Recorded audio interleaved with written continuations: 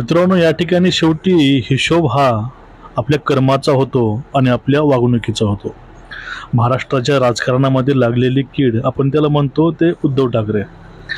कामापेक्षा तो व्यक्ती जास्त दोषामध्ये आणि टोमण्यामध्ये खूप व्यस्त होता.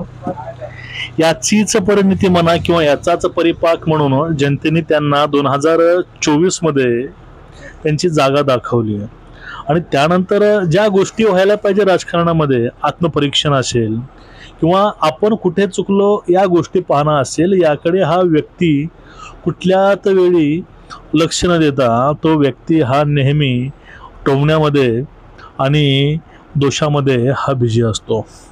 ते चोराचोरीच्या गोष्टी पक्ष, जे व्यक्ती पक्ष सांभाळू शकत नाही तर ते व्यक्ती राज्य काय सांभाळणार हाच मोठा प्रश्न आहे. आता दसरा मेळावा म्हणजे आपल्या महाराष्ट्रामधील सर्वांचं लक्ष वेधून असतं, ते म्हणजे एकनाथ शिंदे साहेब आणि उद्धव ठाकरे साहेब यांच्या मेळाव्याकडे. आता या मेळाव्यामधून लोकांना काहीतरी भेटणार म्हणून लोकांनी कूच ही मुंबईकडे केली. लोक मुंबईला आशेनं कामं सोडून आले, पण या ठिकाणी हातामध्ये भेटलं काय? तेच तो सकाळचा 9चा भोंगा जो वाजायचा, तो भांडूपचा भोंगा सकाळी 9 वाजता काल शिवतीर्थावरती वाजला आणि त्या ठिकाणी परत तेच रडगाणं आणि त्या सगळ्या गोष्टी परत परत रिपीट झाल्या. यामध्ये जे शिवसैनिक आपला जीव मुठीत धरून मुंबईला कूच केले होते, त्यांच्या हातात नेमकं पडलं काय? तर सोडा, पूर्ण महाराष्ट्राच्या हातामध्ये फक्त निराशाच पडली होती. याचा परिपाक कालच्या त्या दसरा मेळाव्यातून आला. आता एकनाथ शिंदे साहेब आणि उद्धव साहेब या दोघांनी नेमकं काय बोललं, दोघांचं नेमकं काय झालं आणि दोघांच्या मेळाव्यामध्ये नेमकं साम्य काय होतं हे तर आपण पाहूच. पण त्याबरोबर उद्धव ठाकरेंच्या प्रत्येक टीकेला, प्रत्येक गोष्टीला एकनाथ शिंदे साहेबांनी संयमानं आणि धीरानंच उत्तर दिलेत आणि उत्तर हे खूप डेंजर आहेत.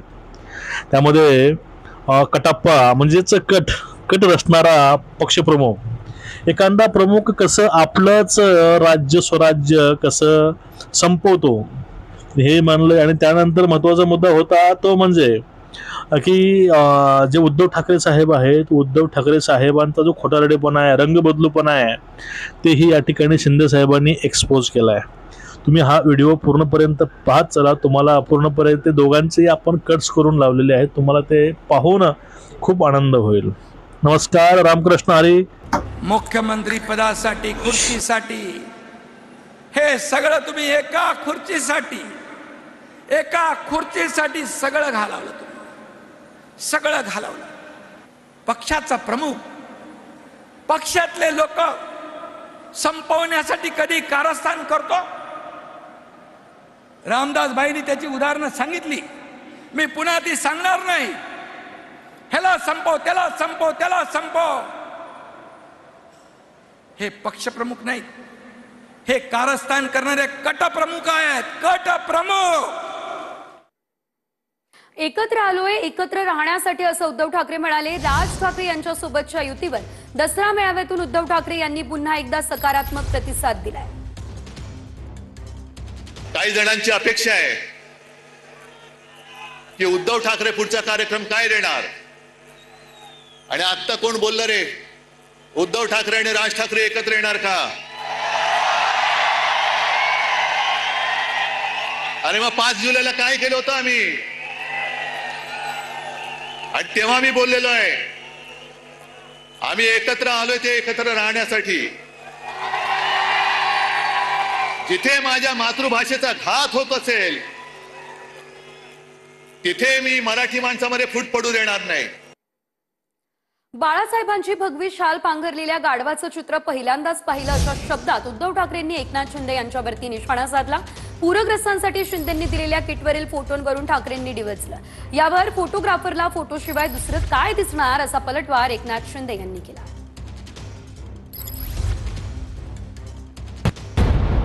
आता घरून येताना मी आजूबाजूला पाहत होतो, वाघाचं कातडं पांघरलेल्या लांडग्याची गोष्ट आपल्याला माहिती आहे, पण बाळासाहेबांची भगवी शाल पांघरणाऱ्या गाढवाचं चित्र मी आज पहिल्यांदा पाहिलं. गाढवावरती किती शाली टाका, गाढव ते गाढवच. आणि जसं आता संजय राऊत यांनी उल्लेख केला, अमित शहाचा जोड्याचं भार वाहणारे गाढव. जाऊ द्या, त्यांचे त्यांना जोडे लाख लाभोत. विरोधकांना फक्त आमचे फोटो दिसतात, त्या फोटो दिसतात, फोटोच्या आतलं सामान दिसत नाही. तुम्ही एकतरी बिस्कुटचा पुडा तरी घेऊन गेलात, पण आमचे फोटो तुम्हाला दिसले. अरे तुमचे फोटो पण लावून आमचे कार्यकर्ते मोठ्या मोठ्या ठिकाणी जल आपत्तीच्या वेळेस मदत करत होते ना, तेव्हा बरं वाटत होतं, चांगलं वाटत होतं. फोटोग्राफरला काय दिसणार, फोटो शिवाय फोटो दिसणार ना.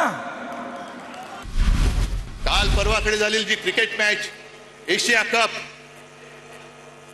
तो जिंकल्यानंतर जो माणूस क्रिकेटची तुलना युद्धाबरोबर करतो तो माणूस बेशरम आहे.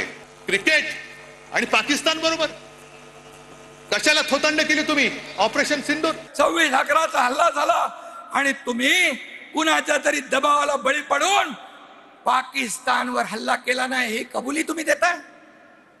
हा नामर्दपणा, हा भेकडपणा, ही देशाची गद्दारी आणि बेईमानी आहे.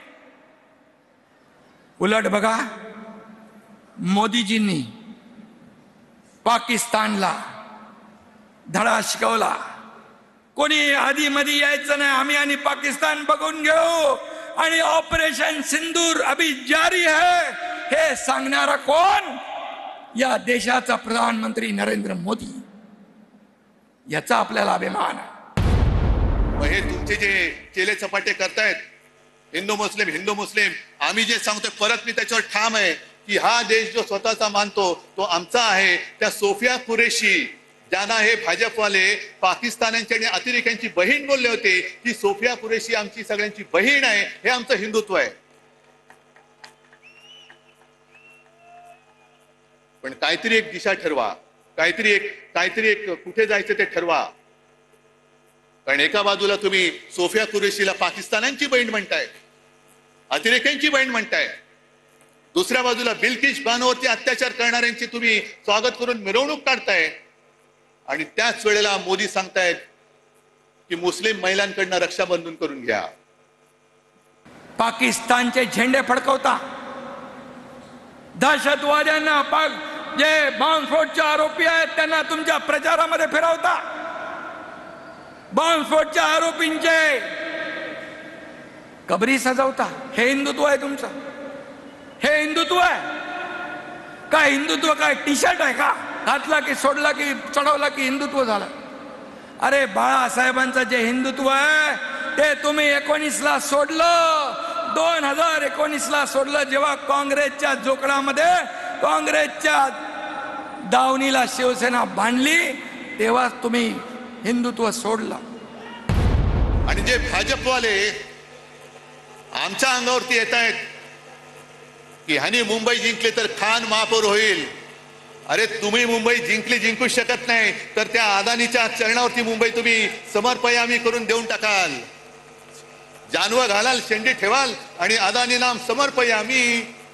ही काय व्यापारी म्हणून तुम्ही इकडे मुंबईकडे बघताय, आम्ही आमचा जीव म्हणून मुंबईकडे बघतो आहोत. मुंबई महापालिकेची निवडणूक, स्थानिक स्वराज्य संस्थांच्या निवडणुका येतील. मुंबई महाराष्ट्रापासून तोडणार, मुंबई महाराष्ट्रापासून तोडणार. मराठी माणसाचं नाव घेणार. मराठी माणसाला हद्दपार कोणी केलं?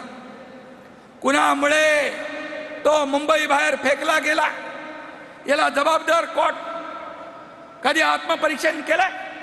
मी सांगतो, मुंबई महाराष्ट्रापासून कुणाच्याही 7 पिढ्या खाली आल्या, कोणी माईकाला आला तरी मुंबई महाराष्ट्रापासून वेगळी होऊ शकत नाही, होऊ शकत नाही. मुंबई महापालिका सुद्धा आज जवळपास 2.25 लाख कोटीच्या तुटीमध्ये आणि खड्ड्यामध्ये टाकलेली आहे. सहन करायचं आपण? बघत बसायचं आपण? आणि निवडणूक घेऊ शकतील असं मला वाटत नाही. कारण लोकप्रतिनिधी ज्या दिवशी सभागृहात जातील त्या दिवशी आम्ही यांनी 3 वर्षात खाल्लेली सगळी मुंबईची तिजोरी ही जनतेसमोर येईल. आम्ही आणणार व्हाईट पेपर, पहिला काढणार, त्याच्यावरती व्हाईट पेपर काढणार. एवढे वर्ष मगाशी रामदासबाई म्हणाले 30 वर्ष तुमच्याकडे मुंबई महापालिका, एवढे ओरबाडून घेतलं, ते गेलं कुठं? कुठे गेली एवढी माया? लंडनला?